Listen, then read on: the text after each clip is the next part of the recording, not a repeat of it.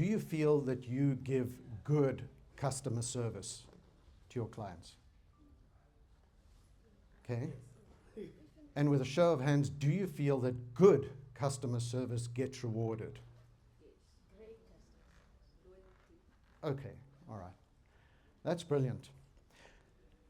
You've heard my intro, but to give you a little bit more information just about myself and why I can talk about things such as customer service and with the information that I have.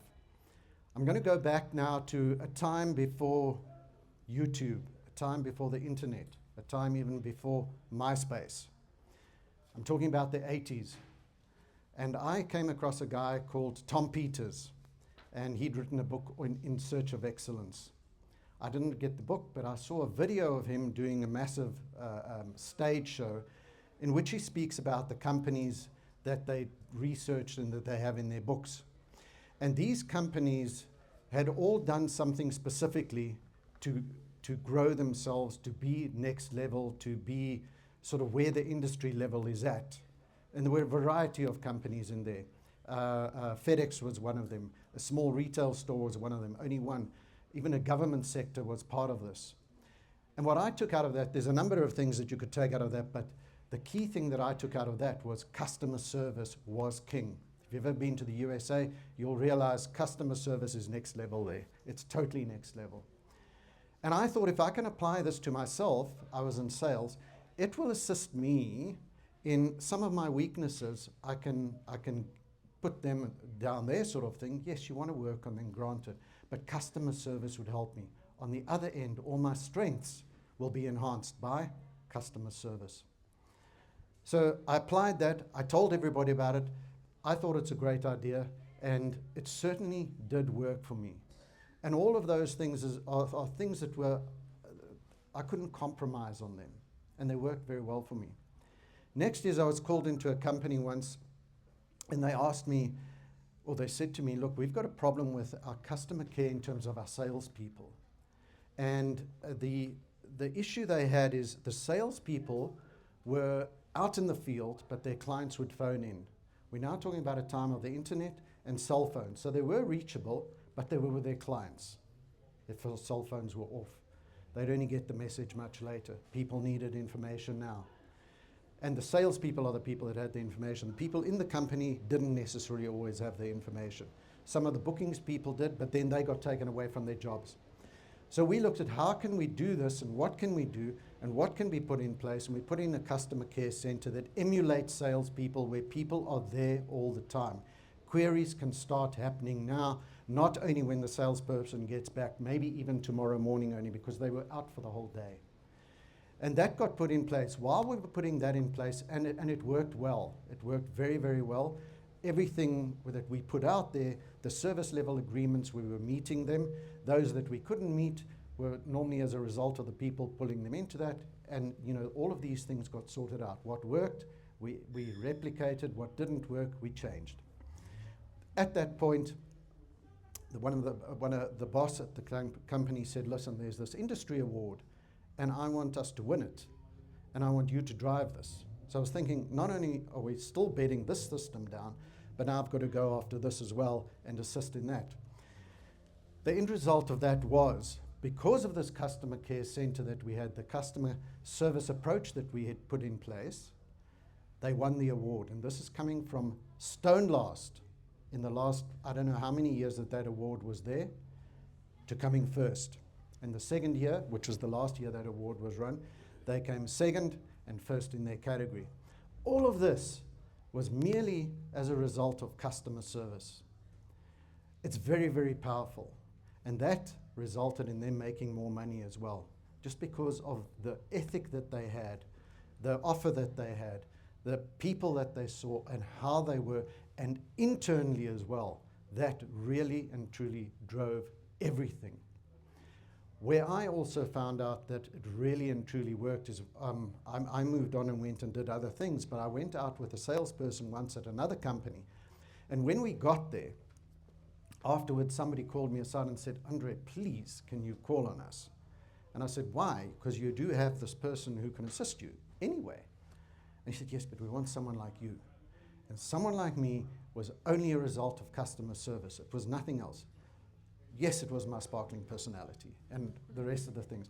But it all went back to customer service because they knew if they got a hold of me, if I was there to talk to them, there was something else that they got. And this is how I know that customer service works, and it will always work. And there's other things that I'll go through later on, just as a few examples of that. Having said that, now this is where we really get into it.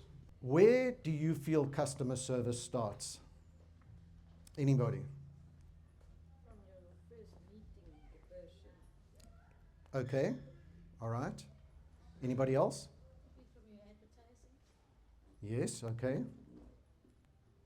Anybody else? Any ideas? Just throw anything. It's not right or wrong. During the sale and after the sale. Yes, okay. Well, All right. It comes from you that you really care about what you're passionate about changing. Okay. Yeah. First thing is, although I spoke of a customer care center early on, customer service is not a section. It's a philosophy. And it's a philosophy that starts in the heart. That is where it starts. It's an inside job. That's where customer service starts. It's not only when you get to the customer. It's not only afterwards and things like that. It's not only when you have a problem. It's a philosophy, and it starts on the inside. And this has to run right throughout an organization, through every single department, through every single person. It is not only those people where people in finance feel that they're not in customer service, so it doesn't apply to them. And it also applies to that person, Edna or Muriel, who will only go, I only help you on Thursdays. No, it's always. It's something that you do every single day, day after day, week after week, as long as you're in this environment. But it starts with an inside job, and it comes from the heart. The first is to know these 3 points, and that is, you have a problem. That means you, the customer. Okay? This doesn't mean that you have a problem with whatever. You might need ink. You don't have it, you have a problem. I can solve that problem for you. It might mean that we sent you the wrong ink. Granted, you have a problem as well then, and it needs to be sorted out. So either way, these are the important points that always have to be remembered. We know this. We as the company. If I deal with you, I'm dealing with that whole organization. If I phone my cell phone supplier, I deal with that whole organization. I might be dealing with one person, but it's that whole organization that I deal with. And then I need to get this sorted out for you. I'm not going to make the sale, but I'm going to get the salesperson to get a hold of you. I'm not the person who can sort out your queries, but I can put you in touch with that person who can sort out your queries. And I'm going to own that. And that's very important. This stuff is, especially this last one, it's just not non-existent. People don't adhere to these things. And it's about the price of greatness. It's responsibility. And the best marketing strategy ever is care.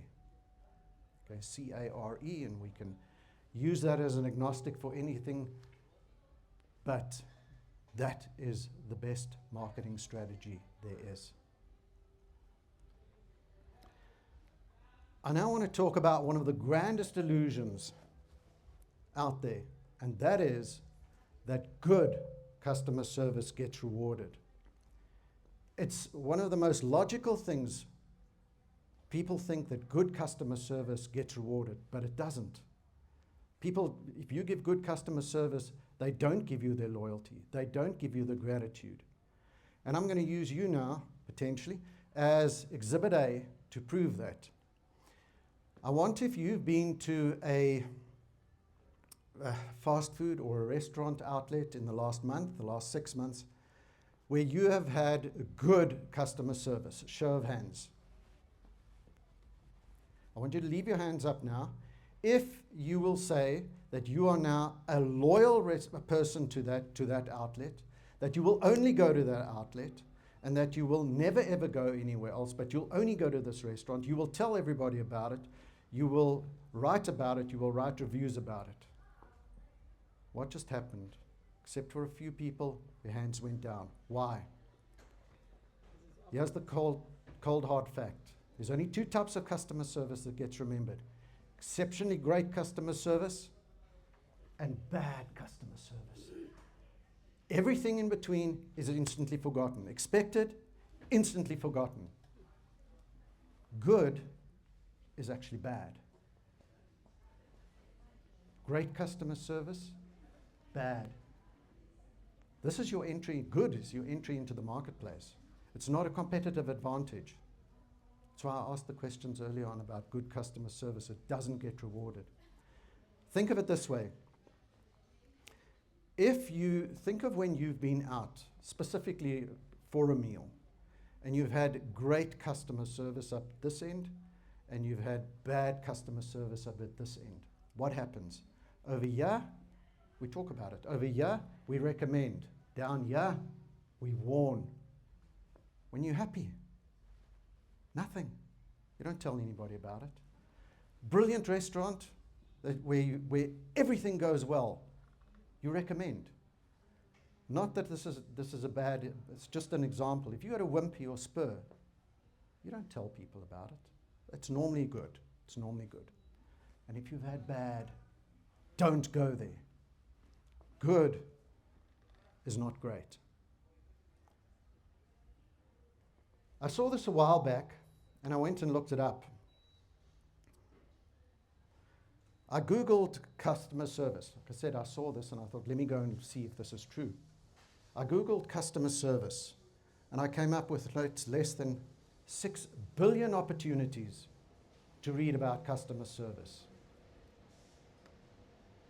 I then looked at amazon.co.uk. It's my daughter lives in the UK. At the time, I asked her to do it for me. Same thing. I filtered on books. I asked her to filter on books, and we came up with 40,000 books that you can read about customer service.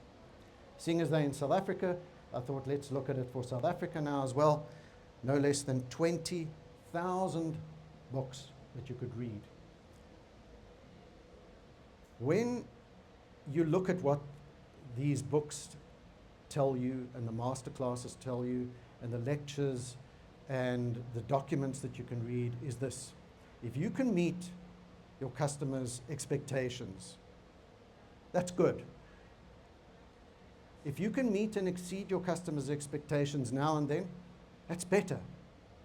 But if you can meet and always exceed your customers' expectations, that is the best. You will agree. But to go to that level and to do that, you normally need something called the extra mile mentality. And can we always go the extra mile? What I do this is part of a much longer workshop and with more people, is we normally divide people up and we get them to talk about why the extra mile is such a difficult concept. And the answers that normally come out is, we cannot scale our business to that degree. We haven't got the money to do that. We'll be setting a standard that we cannot do all the time. Going the extra mile is where people aim at, and they can't get there. And as a result, they don't go there because it's just not possible all the time, in most cases. Yes, you try it, but it gets forgotten. And it's not a flawed concept, but it's a flawed concept in terms of trying to get it going, trying to. So what can we do? How else can that be done? To give you one of my personal examples, a number of years back, a new motor company launched in South Africa. I was in advertising, and we had them advertise with us. They had put millions and millions of dollars into this launch, post-1994. And I'm saying dollars because they came from America. And they gave us a lot of money as well. I stood to make a lot of commission. We messed their ads up royally. It's a launch. You have one opportunity at this. One opportunity, okay? Because that's what the ads are. We are your kind of environment. Anyway, needless to say, the client was unhappy. We get called in by the ad agency. They advise us this is a huge problem, huge. I advise my boss, this is the issue. He says, make an appointment, we'll go out there today. We get there, they've got this huge boardroom table, and all our adverts are laid out there, all of them, all of them. Not one of them were great. We just messed it up completely in all the regions. And here were the examples of what these adverts should look like. We were in trouble, naturally. And my boss said to them, what will it take to fix this? Now, we were thinking they would ask for all their money back. And they said, if we can get less 30%, we feel it'll be happy. My boss said, done. And they still try to explain it and give us reasons why and so on. And he said, it's done. It's done. 30%, it's done. You can take it, we'll give you the money back. The paperwork will be sorted out. You will agree that is going the extra mile. And when you go the extra mile, you have the what factor, the wow factor. Okay. But what else can be done to wow people? What else can we do? Because going the extra mile like that is very, very difficult. Here we've got wow, the extra mile. What else can we do? I'll give you 2 examples here. I was in the USA many, many years back, visiting my friend, and he was building at the time. And then he said to me, he's got to go, a lot of the times we had to go to, I forget what it's called, it's like a builder's warehouse, Home Depot. Well, some of the stores there, he lived in Atlanta, they open 24 hours a day. Nonetheless, we go there and we ask where the product is that we need, and they accompany us down the aisle. And while we're walking down the aisle, they all have headphones and microphones. He says, excuse me, and there's a person standing in the aisle on their own. He goes, lonely client, aisle 5. We go down the aisle, we get what we need, and we come back down. There is lonely person no longer. There's a sales assistant there with him. Because they know if that person is not assisted, they must probably, there's a high potential that, and all those people know what's cutting. Like literally right throughout the store. We needed to go to carpeting, they knew what they were doing. We needed some screws, they knew about it. And they were always there with their clients. Lonely client, aisle 5. 4 seconds. Wow. It's really something that stuck with me, but wow. Another example that I want to use is a couple of years back when I was at a company, I just used to always make sure that I knew stuff. It's just something that I did, okay? Going back to my whole customer service ethic. So I always found out about things and I knew stuff. Eventually people would know that ANDRé knows stuff and they would put people through to me. This unfortunately would happen after they've gone through person number 1, told them the story. Person number 2 told them the story. Person number 3 told them the story. You've all been there. Eventually, around about 5 or 6, they get through to me. Furious. Normally I couldn't help them, but I knew where to put them through to. And that's what I always did. And I made sure that things got solved, taking that responsibility. What I would then do is make sure it was sorted out that same day or the next day, but that this person who is furious gets sorted out. What I also used to do is before I put them through, I would take their number. I'd also tell them to take my number, because this is the call where it never ever gets cut, but this is the call where their call will be cut. So we both had each other's contact detail. I would phone them back. Let's just do this. When I say hello, please start timing me. It's ringing. Hi there, is this Cindy? Cindy, this is ANDRé Kruse. You spoke to me yesterday about the problem and I put you through to Celeste. Yeah. Okay, yes, that's right. Okay, I believe that they've sorted you out. They've got you the books and your subscription is going to be sorted out. Okay, that's brilliant. All right, so everything is all sorted. You happy with that? Cool. Look, take my number, it's 0825. Yes, that's right, yeah. No, my surname is spelled with a K. Yeah, Kruse. Yeah, yeah, that's right. Anything, please give me a call. Okay. Thanks. Okay, bye. Stop. How many seconds were that? 40. Okay, 40 seconds. Wow. That call that I did back to her every time most probably took all the problems away that she had before the time, because somebody phoned her, got sorted out, but somebody phoned her back. Wow. Don't let what you can't do on this side for the extra mile mentality stop you from doing it on this side and giving wow. Who's ever been bitten by an elephant? Nobody? Who's been bitten by a mosquito? Show of hands. It's not these huge and big things that get done that will necessarily get you success. It's these small, seemingly insignificant, day-to-day things all the time that will make a difference for people. And it is the small things that get you. It's going to be these small things that will give you wow. The extra mile mentality, wow. On this side over here, also wow. Small, little things.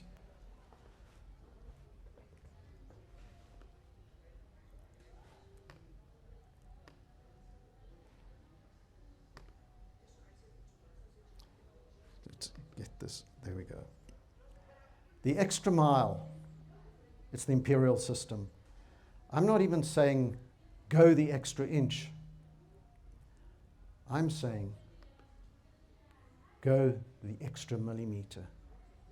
This little day-to-day, something that you can do every day, day after day, week after week, month after month, every day, for as long as you're going to do what you're going to do. That kind of customer service is what will render far more success than those grandiose things that you can't do on the side as the extra mile. I'm going to give you a 72-hour challenge now. In the next 72 hours, the extra millimeter.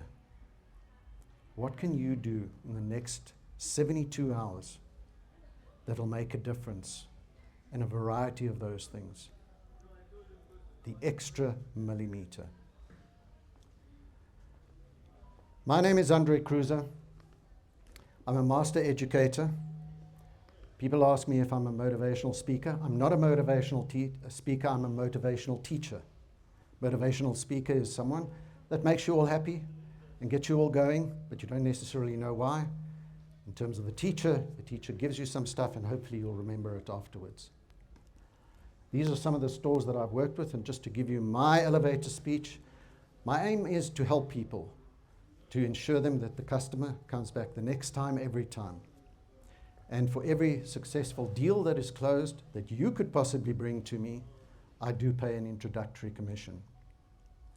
In the next 72 hours, the extra millimeter. Thank you very much.